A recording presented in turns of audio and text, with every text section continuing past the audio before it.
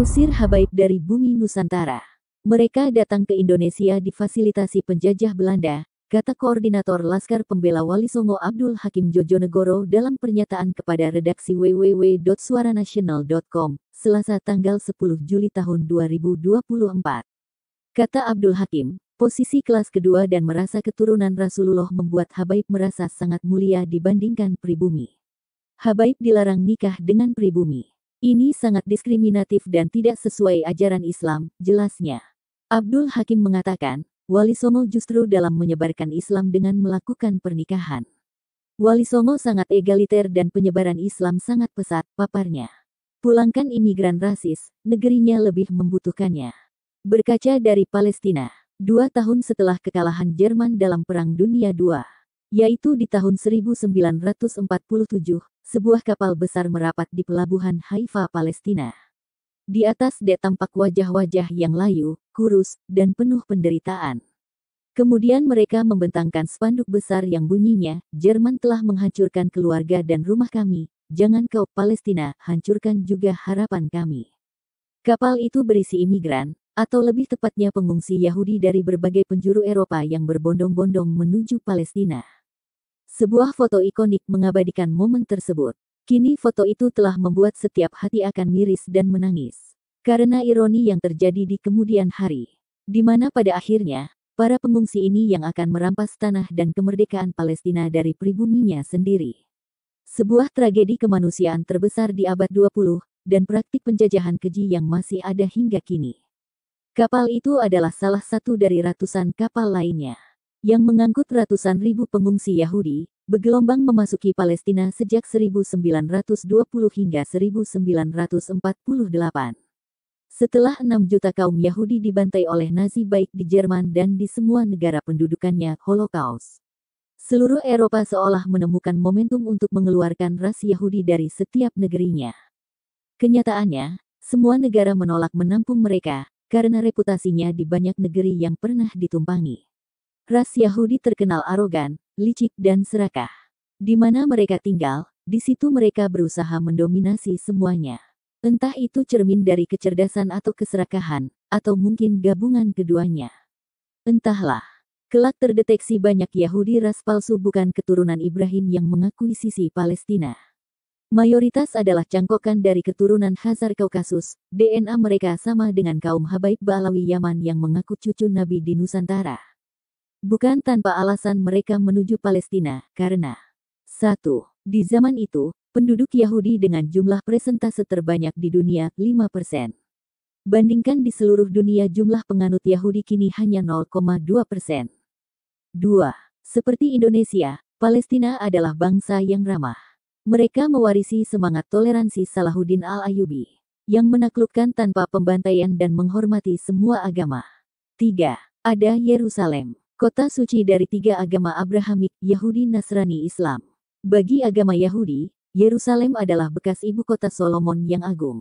Nabi dari kekaisaran mereka jauh di masa silam. Tentunya cocok bagi bangkitnya Pan-Yudaisme. 4. Dalam penguasaan Inggris, kolonialis yang pro-Zionis. Palestina sebelum PDI adalah bagian dari protektorat Khilafah Turki Utsmani. 5. Palestina sudah menjadi tujuan awal untuk dikuasai oleh gerakan Zionis. 6. Disokong oleh deklarasi Balfour yang licik dan manipulatif antara Inggris dengan penguasa moneter internasional Rothschild.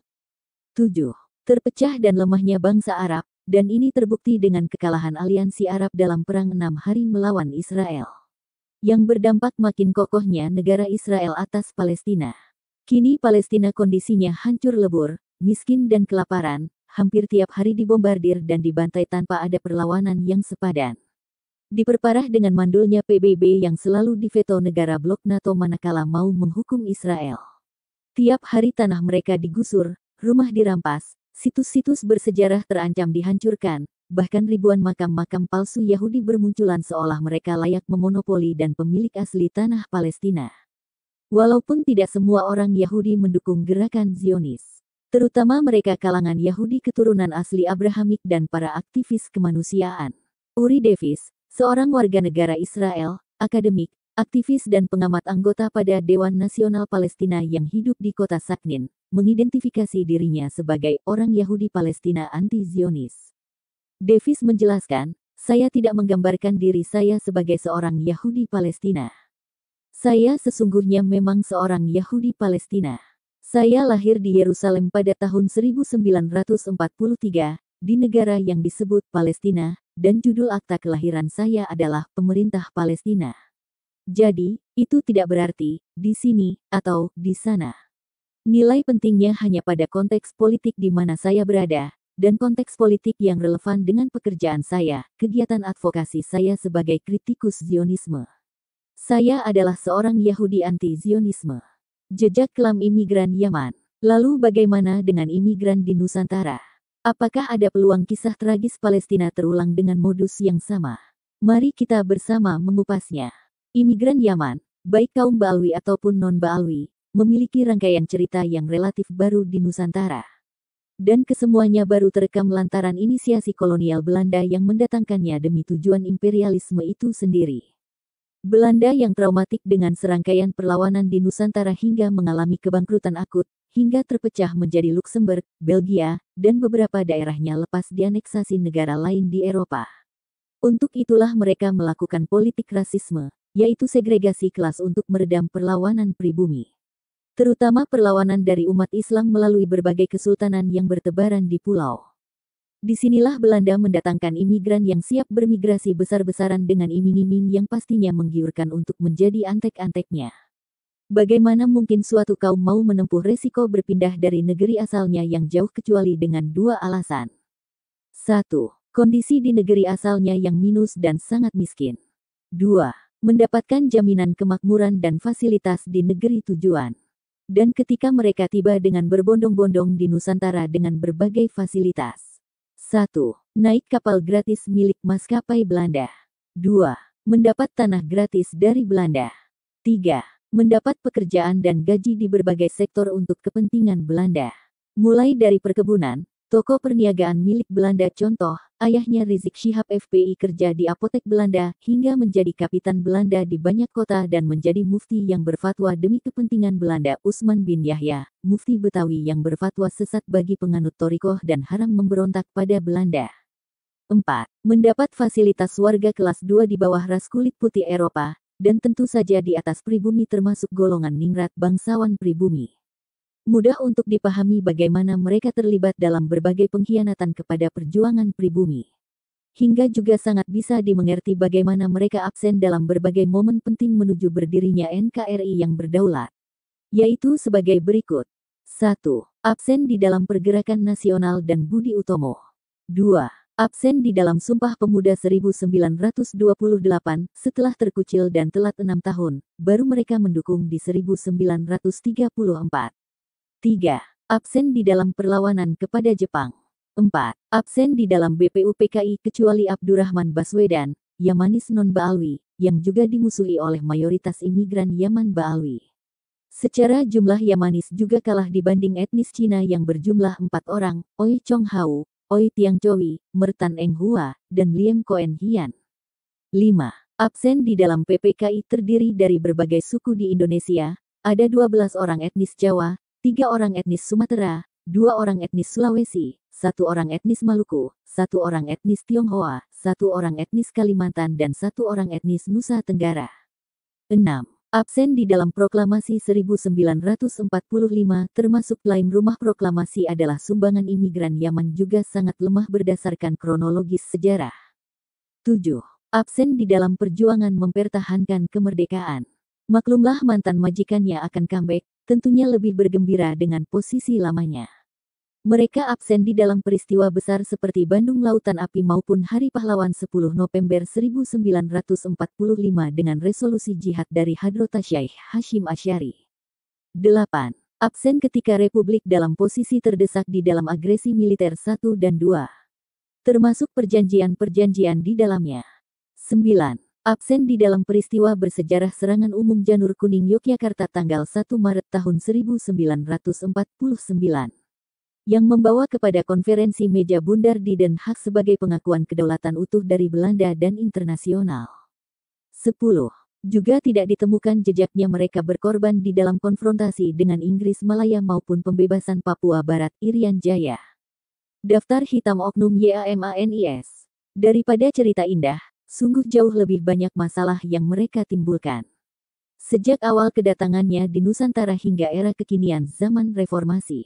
Untuk kaum imigran non-Baalwi awalnya mereka secara faham keagamaan sama dengan Baalwi. Namun karena mendapat perlakuan rasis dari Baalwi, maka perlahan bergeser mengikuti faham Wahabi. Hingga semakin jauh akhirnya menjadi takfiri dan terlibat kegiatan terorisme.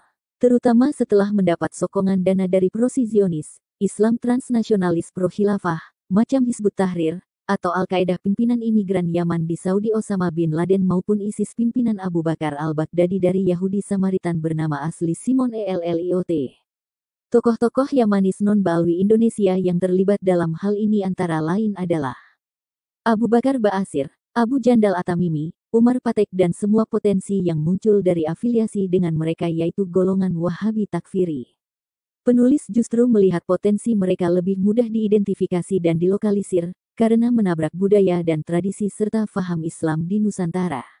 Yang lebih sulit dan diwaspadai adalah mereka yang faham dan ritualnya sama serta mampu menyusup ke sendi-sendi kebudayaan Nusantara. Namun bertujuan membelokkan sejarah, mengkooptasi kesadaran dan akhirnya melakukan kapitalisasi agama dan perbudakan spiritual atas nama klaim sesat sebagai keturunan Nabi SAW.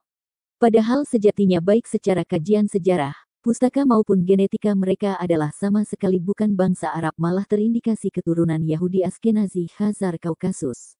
Mereka adalah imigran Yaman klan Habaib Baalwi. Berikut ini daftar noda hitam mereka di Nusantara dari masa ke masa. 1. Fatimah Ba'but, istri muda yang meracuni Sultan Banten Zainul Arifin, lalu mengangkat keponakannya Abdullah menjadi sultan. Berhasil ditumpas dalam perlawanan Kiai Tapa dan Tubagus Buang, dan putra mahkota yang dibuang ke Sri Lanka dikembalikan menduduki tahta. 2. Keluarga Basyaiban dan Alatas membantu Belanda melawan Diponegoro. 3. Usman bin Yahya, mufti Betawi yang masyhur menjadi antek Belanda, bawahan dari Van den Berg dan Snoeck-Hurdronje. Bukti surat menyurat mereka dan kitab fatwanya yang mengharamkan pemberontakan sulit disangkal manusia yang masih waras akalnya. Dan beliau mendapatkan bintang tanda jasa dari Ratu Belanda Wilhelmina yang didoakannya dengan doa sebagai penjilat kolonial. 4. Habib Abdurrahman AZZAHIR. Pada tanggal 13 Oktober tahun 1878, ia berkhianat terhadap rakyat Aceh. Dengan kompensasi menetap di Mekah dengan menerima uang tahunan atas tanggungan pemerintah kolonial Belanda, senilai $10.000 Amerika. 5. Muso Al-Munawar atau Paul Mussottte. Pemimpin pemberontakan PKI di Madiun 1948. Dia juga aktor utama yang memecah Sarekat Islam untuk sebagian berpindah haluan komunis. Ada beberapa versi asal-usul Muso, dari anak pegawai kantoran bernama Martorejo, hingga anak Kiai Hasan Muhyi, atau anak Priyayi Ronowijoyo. Tapi sejarah membuktikan tidak mudah masuk di elit Partai Komunis dan menjadi pucuk pimpinannya.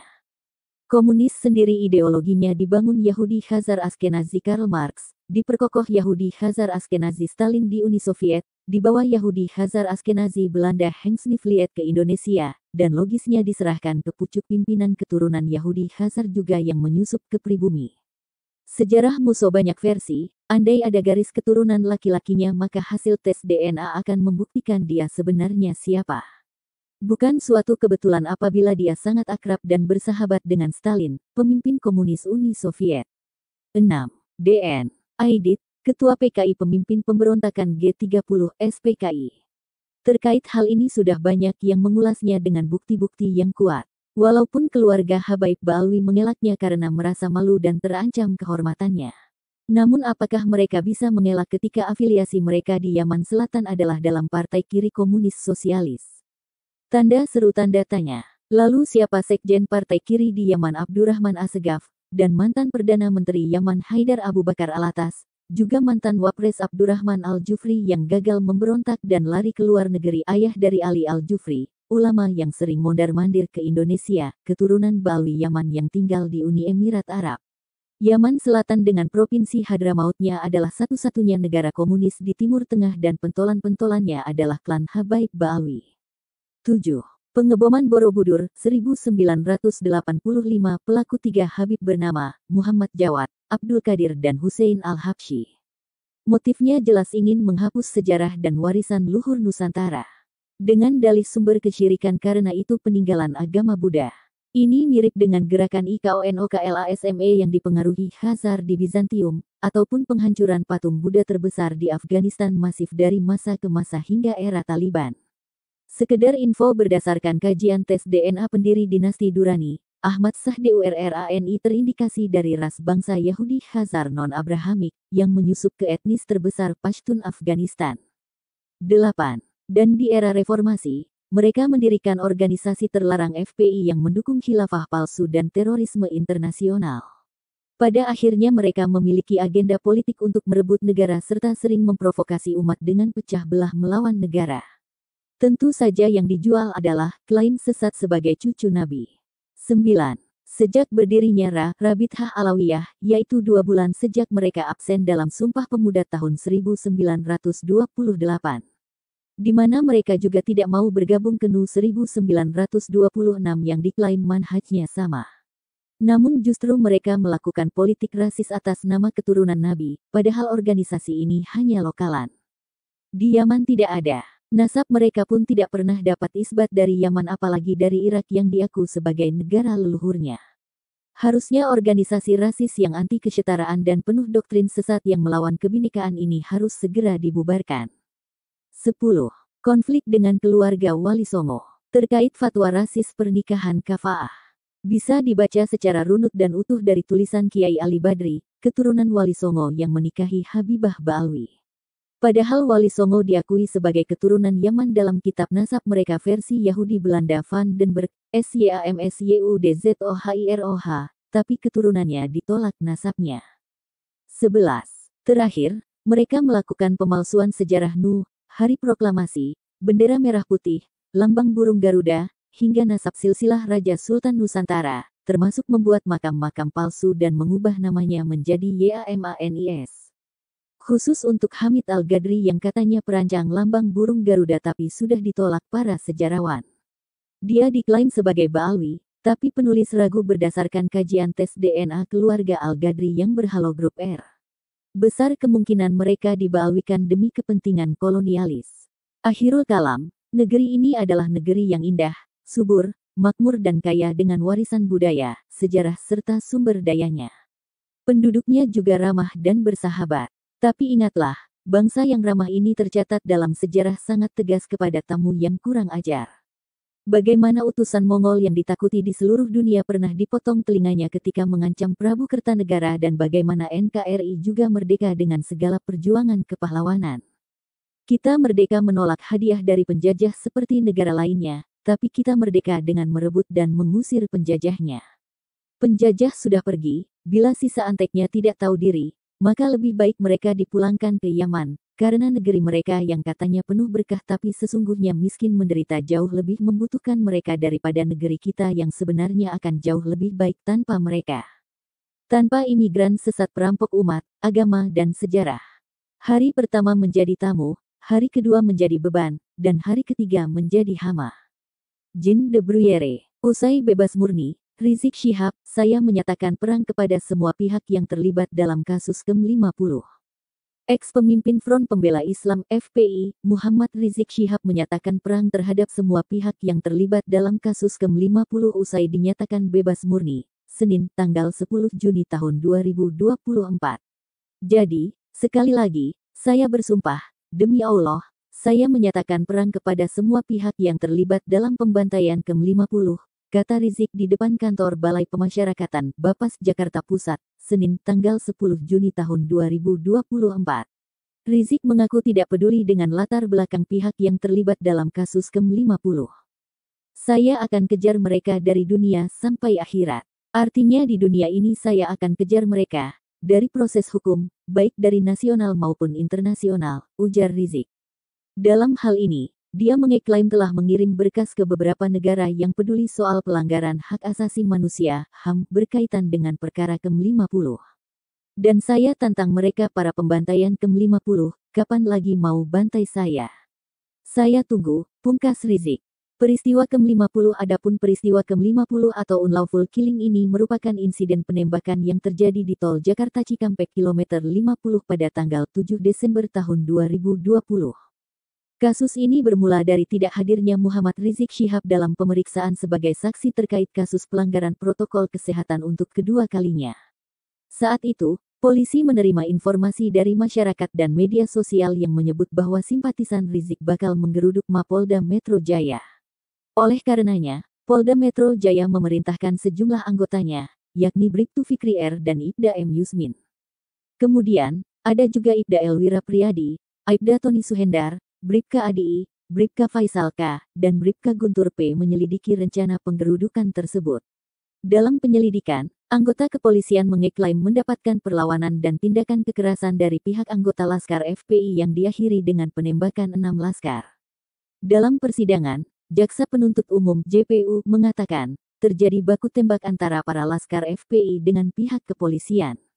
Baku tembak itu mengakibatkan 2 Laskar FPI tewas, yaitu Ahmad Syukur dan Andi Oktiawan.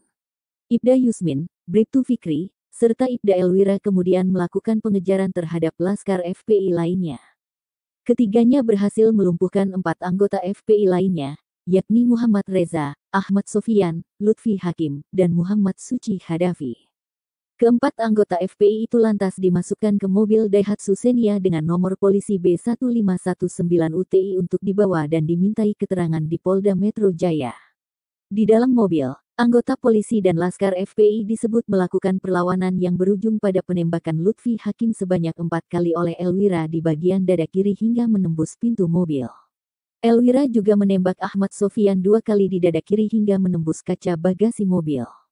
Saat kondisi sudah terkendali, Fikri mengambil senjatanya dan menembak mati 2 orang anggota FPI yang tersisa, yaitu M. Suci Hadafi dan M. Reza, yang duduk di kursi belakang. Setelah 4 anggota FPI itu tewas, Yusmin baru menepikan mobil ke bahu jalan tol. Ia pun turun untuk menelepon saksi Kompol Resa F. Maratsabesi dan melaporkan peristiwa yang telah terjadi. Ketiga anggota kepolisian ini kemudian diperintahkan untuk membawa 4 anggota FPI itu ke RS Polri. Baru bebas, Habib Rizik Syihab langsung nyatakan perang. Mantan pentolan Front Pembela Islam FPI, Muhammad Rizik Syihab alias Habib Rizik menyatakan siap berperang melawan setiap pihak yang terlibat dalam kasus pembantaian 6 Laskar Front Pembela Islam FPI di tol Jakarta Cikampek KM 50. Hal itu Rizik kemukakan usai mengurus berkas pembebasan murninya di Bapas Jakarta Pusat, Senin tanggal 10 Juni tahun 2024. Dengan bebasnya saya saat ini, saya tentu akan lebih bebas melakukan penuntutan kepada semua pihak yang terlibat dalam pembantaian KM 50, kata Habib Rizik kepada wartawan di Jakarta, dikutip Senin tanggal 10 Juni tahun 2024. Rizik mengatakan dirinya akan mengejar siapapun dan pihak manapun yang terlibat dalam pembantaian Laskar FPI dalam tragedi KM 50. Saya tidak peduli siapa orangnya, saya akan kejar mereka dari dunia hingga akhirat, tuturnya. Di dunia, kata Rizik, dirinya akan mengejar dari sisi proses hukum baik level nasional maupun internasional. Dia mengaku sudah mengirimkan berkas ke beberapa negara yang peduli terhadap persoalan pelanggaran hak asasi manusia, HAM. Selain itu, dirinya juga akan meminta kepada para habib, kiai, dan ustaz dari pondok pesantren hingga majelis taklim untuk membaca doa secara khusus agar setiap pihak yang terlibat dalam pembantaian Laskar pada tahun 2020 lalu hidupnya tidak tenang. Hancur hidupnya, binasa hidupnya, rusak hidupnya, hina hidupnya dari dunia hingga akhirat, tuturnya. Habib Rizik lantas menantang para algojo yang terlibat dalam pembunuhan Laskar FPI agar bersikap gentleman. Saya tunggu. Jadi sekali lagi saya bersumpah demi Allah SWT saya menyatakan perang kepada semua pihak yang terlibat dalam pembantaian KM 50, tegasnya. Saya tunggu mereka, kapan mereka mau bantai, kapan mereka mau hadang, kapan mau mereka mau serang, ucapnya menambahkan. Akan tetapi, ia mengingatkan kepada para algojo itu agar jangan sampai menyerang saat dirinya bersama istri, anak, dan cucu. Yang gentleman, jangan saya sedang jalan sama istri, anak, cucu, dengan banyak wanita, terus mereka melakukan penyergapan itu. Secara gentleman, secara lelaki. Jangan ganggu wanita dan anak-anak, kata Habib Rizik Syihab. Salam sejahtera, Rahayu Nusantaraku. Wa'alaikum.